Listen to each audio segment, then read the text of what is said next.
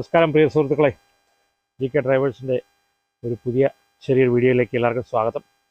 ഇപ്പോൾ കുറച്ച് ദിവസം കൊണ്ട് നമ്മൾ വീഡിയോ ഒക്കെ ചെയ്തിരുന്നെങ്കിലും കഴിഞ്ഞ ആഴ്ച നമ്മൾ അപ്രതീക്ഷിതമായിട്ട് ഒരു വീഡിയോ ചെയ്യാൻ പറ്റാതെയായി. കാര്യം എന്ന് പറഞ്ഞു കഴിഞ്ഞാൽ നമ്മുടെ ഒരു താമസസ്ഥലം വീണ്ടും നമ്മൾ മാറി. നമ്മുടെ ഫാമിലി വീട് എടുക്കാനുള്ള പരിപാടിയായിരുന്നു. എടുത്തു, ഒന്ന് സെറ്റായി വരുന്നതേ ഉള്ളൂ. അതുകൊണ്ട് നമ്മൾ ഇനി ഗ്യാപ്പ് പാടില്ല എന്ന് തീരുമാനിച്ചു. ഇന്നും ഇപ്പം നമ്മളൊരു കംപ്ലീറ്റ് വീഡിയോ എടുക്കാനുള്ള റെഡി ആയിട്ടുള്ളൊരു കാര്യത്തിലേക്ക് ആയിട്ടില്ല. എന്നാലും നമ്മളൊരു സുഹൃത്ത്, നമ്മളെ കാണുന്നൊരു സഹോദരൻ ഒരു കാര്യം പറഞ്ഞിരുന്നു. അതായത് നിങ്ങളൊരു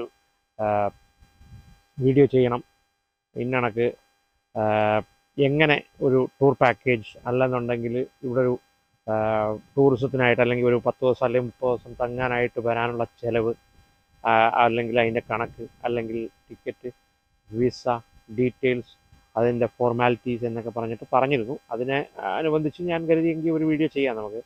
അങ്ങനെയാണ് നമ്മൾ ഇന്നിപ്പോൾ ഈ വീഡിയോ ചെയ്യുന്ന ഒരു സാഹചര്യം. അപ്പം ഈ വരുന്നതെന്ന് പറയുമ്പോൾ നമ്മൾ ഏറ്റവും ആദ്യം മനസ്സിലാക്കേണ്ടുന്നത്, അപ്പോൾ പുള്ളി പറഞ്ഞേക്കുന്ന യൂറോപ്യൻ രാജ്യങ്ങളിലേക്കെന്നാണ്.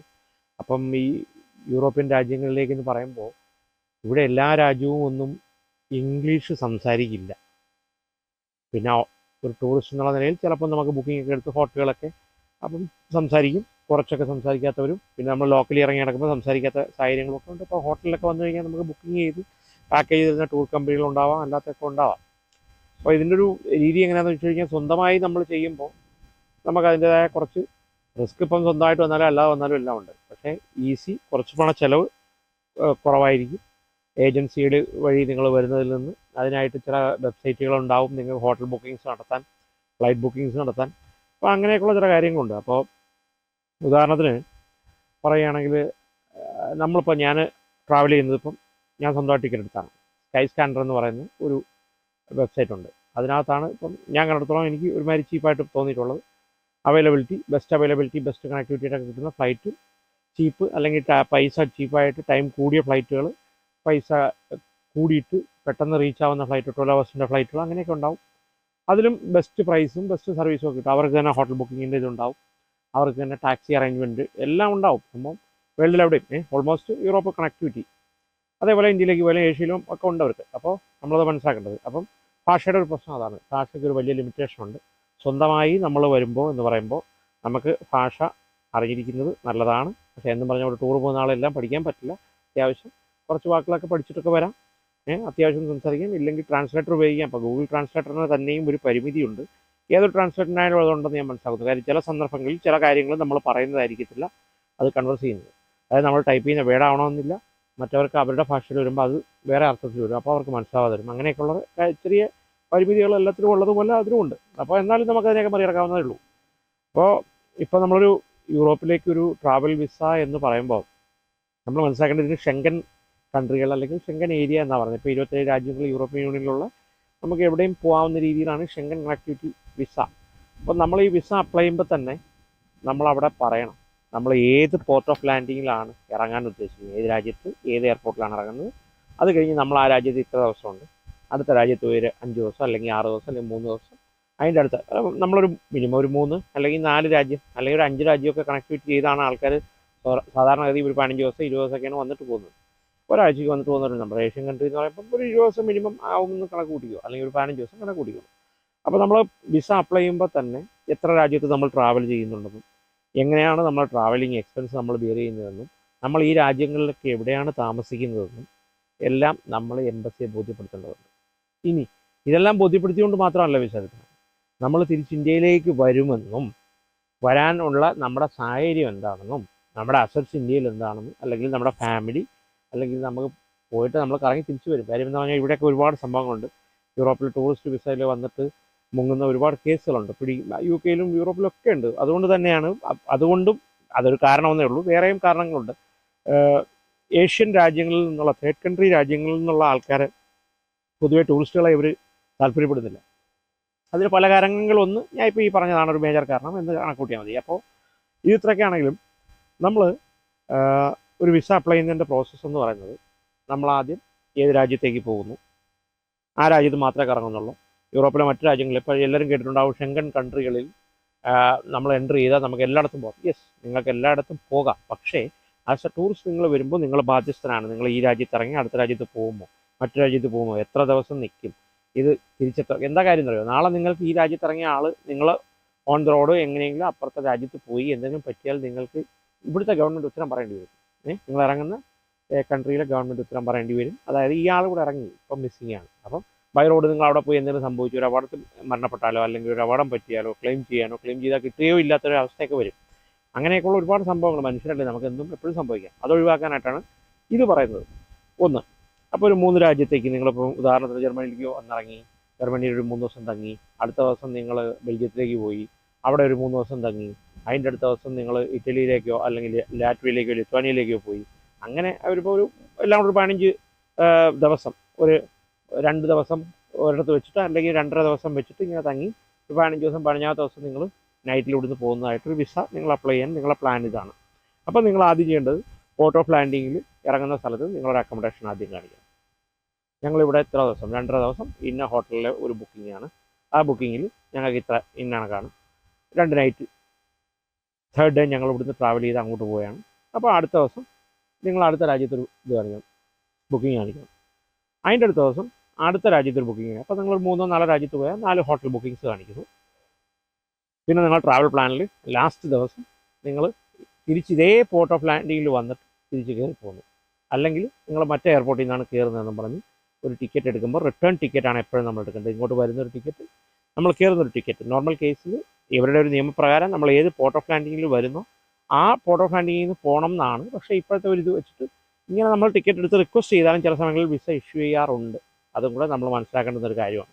അപ്പോൾ ഈ വിസയുടെ ഫീസ് എന്ന് പറയുന്നത് നമുക്കൊരു 8,000-നും 9,000-നും ഇടയ്ക്ക് വിസയുടെ ഒരു യഥാർത്ഥ ഫീസാവും. പിന്നെ ഒരു 600 കൊറിയർ ചാർജും ഒരു പ്രീമിയം സർവീസൊക്കെ എടുക്കുന്നെങ്കിൽ VFSന് അത്രയും കൂടെ ഒരു പൈസയാവും. ഒരു 2,700-3,000 രൂപ, ഒരു 3,500 രൂപ അല്ലെങ്കിൽ എല്ലാം കൂടെ ആയെന്ന് വെച്ചോ. പിന്നെ നിങ്ങൾക്ക് വരുന്നത് ട്രാവൽ മെഡിക്കൽ ഇൻഷുറൻസ് ആണ്. ട്രാവൽ മെഡിക്കൽ ഇൻഷുറൻസ് എന്ന് പറയുമ്പോൾ ജസ്റ്റ് ട്രാവലിന് വേണ്ടിയിട്ടല്ല, നിങ്ങൾ എത്ര ദിവസം ഈ സ്ഥലത്ത് തങ്ങുന്നോ ആ അത്രയും ദിവസം നിങ്ങളുടെ മെഡിക്കൽ ട്രാവൽ എക്സ്പെൻസുകൾ കവർ ചെയ്യുന്നത്. ഇൻ കേസ് നിങ്ങൾക്ക് passport lost, ATM card lost, പൈസ ലോസ്റ്റായി, അല്ലെങ്കിൽ നിങ്ങളുടെ അപകടം പറ്റി എന്തെങ്കിലും ഒരു മെഡിക്കൽ എമർജൻസി ഉണ്ടായാൽ അത് കവർ ചെയ്യുന്ന തരത്തിലുള്ള മിനിമം, നേരത്തേക്ക് 30,000 ആയിരുന്നു, ഇപ്പോഴും ചില വിസകൾക്ക് ചില കേസുകൾക്ക് അത് 30,000 യൂറോ തന്നെയാണ്. പക്ഷേ 50,000 യൂറോ വരെ നിങ്ങൾക്ക് ഉള്ള ഒരു ട്രാവൽ മെഡിക്കൽ ഇൻഷുറൻസ് നിങ്ങൾ കവർ ചെയ്യണം. അത് അപ്പോൾ ഈ 2 കാര്യങ്ങളാണ്, visa fees, travel medical health insurance ആണ്. ട്രാവൽ ഹെൽത്ത് മെഡിക്കൽ ഇൻഷുറൻസ് ആണ്. അത് കവർ ചെയ്യുന്ന രീതിയിലുള്ളൊരു ട്രാവൽ ഹെൽത്ത് എടുക്കണം. ഇനി നിങ്ങൾ അവിടുന്ന് കയറി ഇത് കൊണ്ട് നിങ്ങൾ അവിടെ കൊണ്ട് കൊടുക്കുമ്പോൾ ഇനി മൂന്നാമത്തെ ഒരു പ്രധാനപ്പെട്ട കാര്യമുണ്ട്. നിങ്ങൾക്കൊരു വിസ ഇഷ്യൂ ചെയ്യണമെങ്കിൽ ഞാൻ നേരത്തെ പറഞ്ഞ പോലെ നിങ്ങളൊരു കവർ ലെറ്റർ അടിക്കുമ്പോൾ ഞങ്ങൾക്ക് എൻ്റെ ഫാമിലി ഇവിടെ ഉണ്ട്, ഞാൻ ഒരു ടൂറിസ്റ്റ് പർപ്പസ് അല്ലെങ്കിൽ ഒരു ബിസിനസ് പർപ്പസ് വിസ വേറെയാണ്, അത് കുറച്ച് ഫോർമാലിറ്റി വേറെയാണ്. ടൂറിസ്റ്റ് പർപ്പസിനായിട്ട് ഞാനിങ്ങനെ പോവുകയാണ്, കറങ്ങിയിട്ട് ഞങ്ങൾ വരും, ഒന്നീ ഭാര്യയും ഭർത്താവും അല്ലെങ്കിൽ ഞാൻ ഒറ്റയ്ക്ക് പോകുന്നു, തിരിച്ചു വരും എന്ന് നിങ്ങൾ ആ കവർ ലെറ്ററിൽ വ്യക്തമായും സ്പഷ്ടമായും കാണിക്കണം. ഒപ്പം ഈ ഹോട്ടൽ ബുക്കിങ്ങുകൾ ഉണ്ടാവണം. അതിനോടൊപ്പം തന്നെ നിങ്ങളുടെ മറ്റ് കാര്യങ്ങളെല്ലാം, ഡോക്യുമെൻറ്റ്സ് എല്ലാം ഉണ്ടാവണം. ഇത്രയും സാധനങ്ങൾ നിങ്ങൾക്കുണ്ടെങ്കിൽ തീർച്ചയായിട്ടും നിങ്ങൾക്ക് അപ്ലൈ ചെയ്യാം. നിങ്ങൾക്ക് അപ്ലൈ ചെയ്താലും നിങ്ങൾക്ക് വിസ തരണോ വേണ്ടേ എന്ന് തീരുമാനിക്കുന്നത് എംബസിയാണ്. നിങ്ങൾ അപ്ലൈ ചെയ്തെന്നും പറഞ്ഞോ VFSൽ കൊടുത്തു എന്നും പറഞ്ഞോ വിസ കിട്ടണമെന്നില്ല. എപ്പോഴും ഈ സാധാരണ മനുഷ്യൻ്റെ തെറ്റിദ്ധാരണയാണ് VFS ആണ്. VFS അല്ല, VFS നമ്മുടെ തപാൽ പോലൊരു ഏജൻസിയേ ഉള്ളൂ. അവർ നമ്മുടെ ഡോക്യുമെൻ്റ് കറക്റ്റ് ആണെങ്കിൽ അവർ മേടിച്ച് ആ എംബസിയിൽ എത്തിക്കും. എംബസിയിൽ നിന്ന് നിങ്ങൾക്കത് തീരുമാനമായിട്ട് വിസ ആണെങ്കിൽ വിസ അടിച്ച് കൊറിയർ വരും, അല്ലെങ്കിൽ നിങ്ങളുടെ പാസ്പോർട്ട് തിരിച്ചു വരും, നിങ്ങൾക്കൊരു ക്ലിയറൻസ് ലെറ്റർ വരും. അപ്പോൾ ഇതിനുള്ള ഡോക്യുമെൻറ്റ്സ് എന്നൊക്കെ പറയുന്നത് ഇത്രയൊക്കെയാണ് മേജർ ഡോക്യുമെൻറ്റ്സ്. അതിനോടൊപ്പം ഒരു കവർ ലെറ്റർ ഉണ്ടാവും. നിങ്ങൾ ഈ തിരിച്ചു വരുന്നതിന് പോകുന്നതിൻ്റെ ആവശ്യകത എല്ലാം കാണിച്ചിട്ട് കവർ ലെറ്ററും കാര്യങ്ങളും നിങ്ങൾ തിരിച്ചു വരാൻ ആവശ്യമായതും. പിന്നെ നിങ്ങൾക്കൊരു ഈ നേരത്തെ പറഞ്ഞ ട്രാവൽ മെഡിക്കൽ ഹെൽത്ത് ഇൻഷുറൻസ് ഉണ്ടായാൽ മാത്രം പോരാ. നാട്ടിലൊരു ചിലപ്പോൾ അവർ ചോദിച്ചേക്കാം ഒരു 5 ലക്ഷം മുതൽ 8 ലക്ഷം അല്ലെങ്കിൽ ഒരു 10 ലക്ഷം രൂപയ്ക്ക് അകത്തുള്ള ഒരു 5 ലക്ഷം 3, 5, 8 അതിനകത്തുള്ള ഒരു ഡിപ്പോസിറ്റ് നിങ്ങൾക്ക് ബ്ലോക്ക്ഡ് അക്കൗണ്ടായിട്ട് ചിലപ്പോൾ കാണിക്കേണ്ടി വരും ഒരു ട്രാവൽ പർപ്പസ് എന്ന് പറയുമ്പോൾ, പ്രത്യേകിച്ച് ഒരു ടൂറിസ്റ്റ് പാക്കേജ് എന്ന് പറയുമ്പോൾ. കാര്യം എന്ന് പറഞ്ഞാൽ നേരത്തെ പറഞ്ഞ കേസിൽ ട്രാവൽ മെഡിക്കൽ ഇൻഷുറൻസ് ഉണ്ടായാൽ പോലും കവർ ചെയ്യാൻ പറ്റാത്ത അല്ലെങ്കിൽ കവർ ചെയ്യുന്ന അല്ലാത്തൊരു സാഹചര്യം വന്നു കഴിഞ്ഞാൽ ഗവൺമെൻറ്റിന് അത് നിങ്ങളെ എങ്ങനെ കയറ്റിവിട്ട് എങ്ങനെ മുതലാക്കാമെന്നൊക്കെ ഉള്ള അവർ നോക്കും. അല്ലെങ്കിൽ നിങ്ങൾക്ക് തിരിച്ചുകൂടെ കയറി വരേണ്ട ആവശ്യകത എന്താണ്, നിങ്ങളുടെ ഫാമിലിയിലുണ്ടോ, മക്കളുണ്ടോ, അതിനൊക്കെയാണ് ഈ മറ്റ് കാര്യങ്ങൾ കാണിക്കണം എന്ന് പറയുന്നത്. അപ്പോൾ നിങ്ങൾ വന്നിറങ്ങി, ഇപ്പോൾ ജർമ്മനിയിൽ വന്നിറങ്ങി, അപ്പോൾ ജർമ്മനിയിൽ ആദ്യത്തെ ദിവസം നിങ്ങൾ ഇവിടുന്ന് ടാക്സി, എയർപോർട്ട് ടാക്സിയൊക്കെ ഉണ്ട്, അതൊക്കെ വലിയ ചിലവാണ്. ഈ ജർമ്മനി പോലൊരു രാജ്യത്തെന്ന് പറഞ്ഞു കഴിഞ്ഞാൽ ഒരു 20 മിനിറ്റ് അല്ലെങ്കിൽ 40 മിനിറ്റ് അല്ലെങ്കിൽ 30 മിനിറ്റ് അങ്ങനെ ബസ്സുകൾ ഇടതടവില്ലാതെ ഉണ്ട്. ബസ്സിൽ നിന്ന് നമുക്ക് ടിക്കറ്റ് വാങ്ങാം. ടിക്കറ്റ് വാങ്ങി നമുക്ക് പോകേണ്ട ഇവിടെയൊക്കെ എന്ന് പറഞ്ഞാൽ നാട്ടിലെ പോലെ ഒരു അഡ്രസ്സ് സ്ഥലപ്പേരല്ല പറയുക. പോസ്റ്റലി സായിൽ എന്ന് പറയുമ്പോൾ നമ്മളെ പോസ്റ്റൽ നമ്പർ, നാട്ടിലിപ്പോൾ നമ്മൾ പറയത്തില്ല പിൻകോഡ്, ആ പിൻകോഡ് കാണിച്ചിട്ട് ഇന്ന സ്ഥലം എന്ന് ആ ഡ്രൈവറോട് പറഞ്ഞു കഴിഞ്ഞാൽ, അല്ലെങ്കിൽ ആ ബസ് സ്റ്റാൻഡിൽ നോക്കിക്കഴിഞ്ഞാൽ അവിടെ ഒടിച്ചിട്ടുണ്ടാവും. അതിൽ കയറിയിട്ട് നിങ്ങൾക്ക് ഇന്ന സ്ഥലത്തേക്കുള്ള വണ്ടി. അപ്പോൾ ആ ഡ്രൈവർ കയറുമ്പോൾ ഈ പോസ്റ്റ് വിസായിൽ കാണിച്ചും ചോദിച്ചു കഴിഞ്ഞാൽ, അല്ലെങ്കിൽ ഗൂഗിളിൽ നോക്കിക്കഴിഞ്ഞാൽ നിങ്ങൾക്ക് കാണിക്കും ഇത്ര മിനിറ്റ് ഇത്ര നമ്പർ വണ്ടിയാണ് പോകുന്നത്, ആ വണ്ടി കയറാം. അതിന് ഒരുപാട് വെബ്സൈറ്റുകളുണ്ട്. അതിൽ കയറിയിട്ട് അല്ലെങ്കിൽ കാർ ഓടിക്കേണ്ടവർക്ക് അവരവരുടെ സാമ്പത്തികം അനുസരിച്ച് കാർ വിളിച്ച് പോകാം, ടാക്സി വിളിച്ച് പോകാം. ഹോട്ടലിൽ ചെല്ലുന്നു, നിങ്ങൾ തങ്ങുന്നു, 2 ദിവസം കഴിയുന്നു. അത് കഴിഞ്ഞ് നിങ്ങളുടെ അങ്ങോട്ടുള്ള ട്രാവൽ അടുത്ത രാജ്യത്തേക്ക്, ഓൾമോസ്റ്റ് എല്ലാ രാജ്യത്തേക്കും ഇവിടുന്ന് റെയിൽ കണക്ടിവിറ്റി ഉള്ളതുകൊണ്ട് തന്നെ നിങ്ങൾക്ക് ട്രെയിനിൽ പോകാനും വരാനും അതൊരു സൗകര്യമാണ്. അതും നിങ്ങൾ മനസ്സിലാക്കേണ്ടതാണ്. നിങ്ങൾക്ക് ഇപ്പോൾ ഇവിടെ വന്നിട്ട് ഇനി ഇവിടുന്ന് അങ്ങോട്ട് പോകാൻ എങ്ങനെ ഫ്ലൈറ്റ് പിടിക്കണോ അല്ലെങ്കിൽ ഇത് പിടിക്കണോ ഒന്നും വേണ്ട. നിങ്ങൾക്ക് ഇവിടുന്ന് ട്രെയിനിൽ കയറി നിങ്ങൾക്ക് ടിക്കറ്റ് എടുത്ത് കുറച്ച് പൈസ, അതായത് ഒരു 30 ദിറംസ്, 70 ദിറംസ്, 60 ദിറംസ്, അങ്ങനെയൊക്കെ ഒരു എങ്ങനെ നോക്കിയാലും ചെറിയ പൈസയിലൊന്നും ഇത് തീരുന്ന കേസല്ല. ഒരു ട്രാവൽ ഇപ്പോൾ 2 പേരും അങ്ങോട്ട് ട്രാവൽ ഇന്ത്യൻ മണി ഒരു 16,000 എന്ന് പറയുമ്പോൾ ഒരാൾക്ക് 5, 6 ആ ഒരു റേഞ്ചിൽ ഇങ്ങനെ ടിക്കറ്റ് വരാൻ സാധ്യതയുണ്ട്. അപ്പോൾ തന്നെ നിങ്ങൾ ഒരു രാജ്യത്തേക്ക് പോകുന്നതും വരുന്നതും കൂടെ കൂട്ടി ഒരു 10 രൂപ കൂട്ടിയാലും 20,000 രൂപ. പിന്നെ അവിടെയുള്ള നിങ്ങളെ ഫുഡ് എക്സ്പെൻസുകൾ, മറ്റു കാര്യങ്ങളെല്ലാം നിങ്ങൾ നോക്കണം.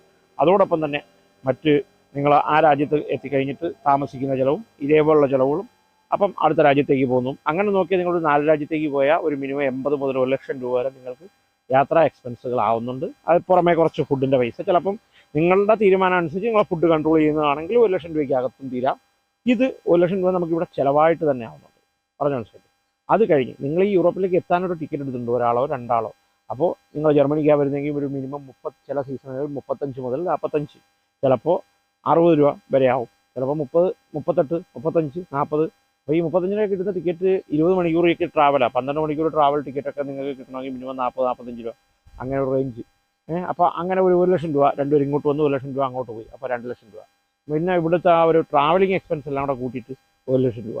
പിന്നെ ആ താമസിക്കാൻ നമ്മളൊരു ബുക്ക് ചെയ്ത ഹോട്ടലിൻ്റെ സംവിധാനം എന്ന് പറഞ്ഞാൽ ഇവിടെയൊക്കെ മിക്കവാറും ഒരു രാത്രിക്ക് നമുക്ക് തങ്ങാവുന്ന സംവിധാനങ്ങളുണ്ട്, ഡോർമെറ്ററി പോലുള്ള, അല്ലെങ്കിൽ ഒരു ചെറിയ റൂം പോലുള്ള. അപ്പോൾ ഡോർമെറ്ററി പോലുള്ളതൊക്കെ എടുക്കുകയാണെങ്കിൽ 20 യൂറോയൊക്കെ ഉള്ളൂ. 20 യൂറോ എന്ന് പറയുമ്പോൾ 2,000 രൂപ അങ്ങനെയൊക്കെ കണക്കൂട്ടിയാൽ 18, അങ്ങനെ കണക്കൂട്ടിയാൽ മതി. പക്ഷേ നിങ്ങളൊരു ഫാമിലി അല്ലെങ്കിൽ വൈഫ്, ഹസ്ബൻഡ് അല്ലെങ്കിൽ അങ്ങനെയുള്ളവർ വരുമ്പോൾ നിങ്ങളൊരു റൂമാണ് എടുക്കുന്നതെന്നുണ്ടെങ്കിൽ നിങ്ങൾക്ക് ചിലയിടത്ത് ചീപ്പായിട്ട് 40 രൂപയുടെയും കിട്ടും, അവിടുന്ന് അങ്ങോട്ട് 100 രൂപയുടെയും കിട്ടും. അത് ഡിപ്പെൻസ് ഓൺ നിങ്ങൾ എങ്ങനെ തിരഞ്ഞെടുക്കുന്നു എന്നുള്ളതാണ്. അപ്പോൾ നമ്മൾ ഇതുവരെ പറഞ്ഞ കണക്കനുസരിച്ച് നമുക്ക് ഫ്ലൈറ്റ് ടിക്കറ്റ് അങ്ങോട്ടും ഇങ്ങോട്ടും എല്ലാം കൂടെ ഒരു 2 ലക്ഷം രൂപ കൂട്ടുക, ഈ ട്രാവൽ എക്സ്പെൻസ് 1 ലക്ഷം രൂപ കൂട്ടി, പിന്നെ നമ്മൾ താമസിക്കുന്നത് ഡിപ്പെൻസ് ആണ്. അപ്പോൾ ഒരു 2 ദിവസം വെച്ചിട്ട് നിങ്ങളൊരു 15 ദിവസത്തേക്ക് ആണെങ്കിൽ ഒരു 100 യൂറോയുടെ കൂട്ടിയാലും നമുക്കൊരു അതെ, ഒരു 1.5 ലക്ഷം രൂപ ഒക്കെ അടുത്ത് വരുന്നുണ്ട്, മനസ്സിലായി. അപ്പോൾ ഒരു 3-4 ലക്ഷം രൂപ അവിടെ തീർന്നു കിട്ടും. പിന്നെ ഇതിനിടയ്ക്ക് നിങ്ങൾ അങ്ങോട്ട് പോകാം. നിങ്ങൾ വിചാരിക്കുന്ന ഇന്ത്യയിലെ പോലെ അവിടെ പോയി ഇവിടെ പോകാൻ, നമുക്ക് പോയി വണ്ടി കയറി അവിടെ പോയി വേറൊരു കാര്യത്തിന് പോകാം. ഇവിടെ നമുക്ക് എവിടെ പോകണമെങ്കിലും മൊബിലിറ്റി വേണം. ബസ്സിൽ കയറിയാൽ നമുക്ക് സിറ്റികളിൽ മെയിൻ സ്ഥലത്ത് ഇറങ്ങാം, സിറ്റികളിലെ മെയിൻ സ്ഥലങ്ങൾ കാണാം. അങ്ങനെ ചില ബസ്സുകൾ കാത്തു നിന്ന ട്രാവൽ പ്ലാൻ നമുക്ക് വ്യക്തമായി നമ്മൾ ആപ്പൊക്കെ നോക്കി കുറിച്ചിട്ട് വരുന്നവരാണെങ്കിൽ നമുക്ക് ബസ്സിൽ കയറി തന്നെ അവിടെ ഇവിടെയൊക്കെ വന്ന് കണ്ടിട്ട് പോകാം. ഇല്ല, ഒരു ടൂർ കമ്പനിയുടെ ഒരു പ്രത്യേകത അല്ലെങ്കിൽ ആവശ്യകത എന്ന് പറഞ്ഞാൽ, നിങ്ങൾ ആ പാക്കേജ് എടുക്കുമ്പോൾ നിങ്ങൾ ഒരാളല്ല, ഒരുപാട് പേര് പോകുന്നതുകൊണ്ട് തന്നെ നിങ്ങൾ ഈ പൈസ കൊടുക്കുമ്പോൾ അവർക്ക് നിങ്ങളെ ആ കാണാനുള്ള സ്ഥലങ്ങളിലേക്ക് കൊണ്ടുപോയി ബസ്സോ കാര്യങ്ങളോ സംവിധാനങ്ങളോ നിങ്ങൾ ലഞ്ചിനടുത്ത് അല്ലെങ്കിൽ ഡിന്നറിനടുത്ത് ഇങ്ങനെ ബുക്ക് ചെയ്തിട്ടുണ്ടാവും. അത് നിങ്ങൾക്കൊരു സൗകര്യം തന്നെയാണ്. ഞാൻ ഒരു ടൂർ കമ്പനിയെ പ്രൊമോട്ട് ചെയ്യല്ല, പറഞ്ഞു വന്നപ്പോൾ ഇതിനകത്തുള്ള വ്യത്യാസം. സ്വന്തമായി പോകുമ്പോൾ നമുക്ക് ഈ 3-3.5 ലക്ഷം രൂപ ഇതുവരെയുള്ള ചിലവെന്ന് പറഞ്ഞാൽ ഒരു 4-5 ലക്ഷം രൂപ വരെ ചിലവാകും മൊത്തത്തിൽ. അപ്പോൾ ഇതാണ് ഇതിൻ്റെ ഒരു സാഹചര്യം. ഈ സുഹൃത്തിനോട് ഇത് പറഞ്ഞതുകൊണ്ട് ഞാനിപ്പോൾ ഈ വീഡിയോ വ്യക്തമായിട്ടൊന്നും ചെയ്തതാണ്. ഇനി ഇതിനകത്ത് എന്തെങ്കിലും ഒരു ക്ലാരിറ്റി ഈ സുഹൃത്തിനോ അല്ലെങ്കിൽ ഇത് കേൾക്കുന്നവർക്കോ വേണമെങ്കിൽ തീർച്ചയായിട്ടും ഞാനുമായിട്ട് ബന്ധപ്പെട്ട് കഴിഞ്ഞാൽ അല്ലെങ്കിൽ മെസ്സേജ് അയച്ചാൽ ഞാനതിൻ്റെ ആ ഭാഗം ക്ലിയർ ചെയ്യാം, അല്ലെങ്കിൽ വാട്സപ്പിൽ മെസ്സേജ് ചെയ്താൽ ക്ലിയർ ചെയ്ത് തരാം. അല്ല എന്നുണ്ടെങ്കിൽ ഞാൻ അടുത്തൊരു വീഡിയോ ചെയ്യണമെങ്കിൽ അങ്ങനെയും ചെയ്യാം. അതൊരു പ്രശ്നമുള്ള കാര്യമല്ല. അപ്പോൾ യൂറോപ്പിൻ്റെ ഒരു മെയിൻ സ്ഥിതി ഇങ്ങനെയാണ്. അപ്പോൾ നിങ്ങൾ ഏത് പോർട്ടിൽ ഇറങ്ങുന്നോ ആ പോർട്ടിൽ തന്നെ എക്സിറ്റ് ആവാൻ ശ്രമിക്കുക. കഴിവതും മറ്റ് കുഴപ്പങ്ങളൊന്നും ഇല്ലാത്ത രീതിയിൽ നല്ല രീതിയിൽ വന്ന് യാത്ര അവസാനിപ്പിച്ച് പോകാൻ തന്നെ ശ്രമിക്കുക. പിന്നെ യൂറോപ്പാണ് നമുക്ക് എന്തും ചെയ്യാം എന്നൊന്നും നമ്മൾ കരുതരുത്. യൂറോപ്പാണ് നമ്മുടെ കൾച്ചറുമായി വെസ്റ്റേൺ കൾച്ചറിന് വളരെ വ്യത്യാസമുണ്ട്, കുറേ സ്വാതന്ത്ര്യങ്ങളുണ്ട്. പക്ഷേ അത് ദുരുപയോഗം ചെയ്യുന്ന നിമിഷത്തിൽ നമ്മൾ ചിന്തിക്കണം. ഇന്ത്യയിൽ ഊരിപ്പോകുന്ന കണക്ക് നിയമപരമായി ചെയ്യാവുന്ന അല്ലെങ്കിൽ നിയമപരമായി നമുക്ക് പല സ്വാധീനങ്ങളും ഇന്ത്യയിൽ ചിലപ്പോൾ ചെലുത്താൻ പറ്റുമായിരിക്കും. അത് ചിലപ്പോൾ ഇവിടെ ചെയ്യാൻ പറ്റും, ചിലപ്പോഴല്ല 100% ചെയ്യാൻ പറ്റത്തില്ല. യാതൊരു സ്വാധീനങ്ങളും വിലപ്പോകത്തില്ല. നിയമത്തിൻ്റെ വഴിയെ മാത്രമേ കാര്യങ്ങൾ പോകൂ. അത് മനസ്സിലാക്കിയിട്ട് നല്ല രീതിയിൽ എല്ലാവരും വന്ന് എൻജോയ് ചെയ്ത് പോവുക. നന്ദി, നമസ്കാരം.